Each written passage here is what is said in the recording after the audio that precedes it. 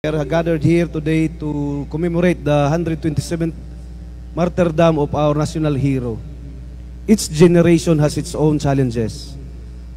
100 years plus silang mga atuang mga naguna sa tuwa na po sila challenges. That is why we have a country called the Philippines.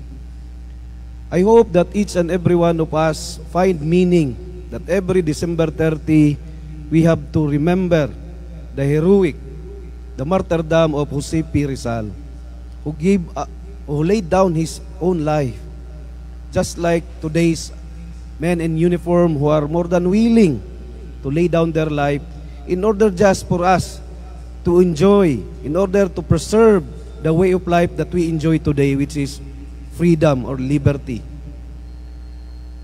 We are more fortunate enough that in our lifetime, in this present generation, we enjoy so much.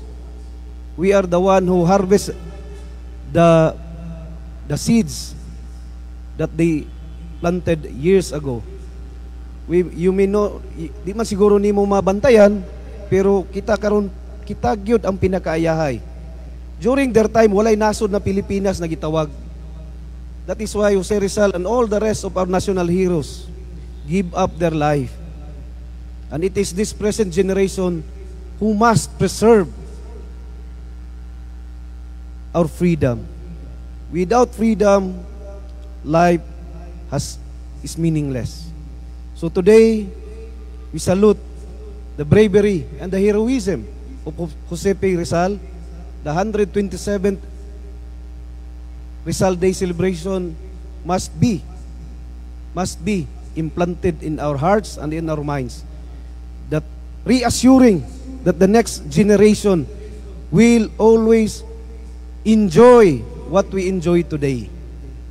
We must inculcate in their minds that it is not easy to live in a place that we cannot call home.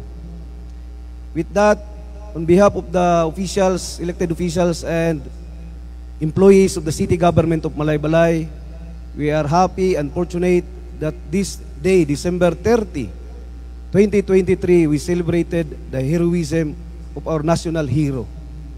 We may not be a hero, all of us, but each day in our lives, we are challenged that we can contribute in our own little way, that our community will become an asset, will become what they dream of.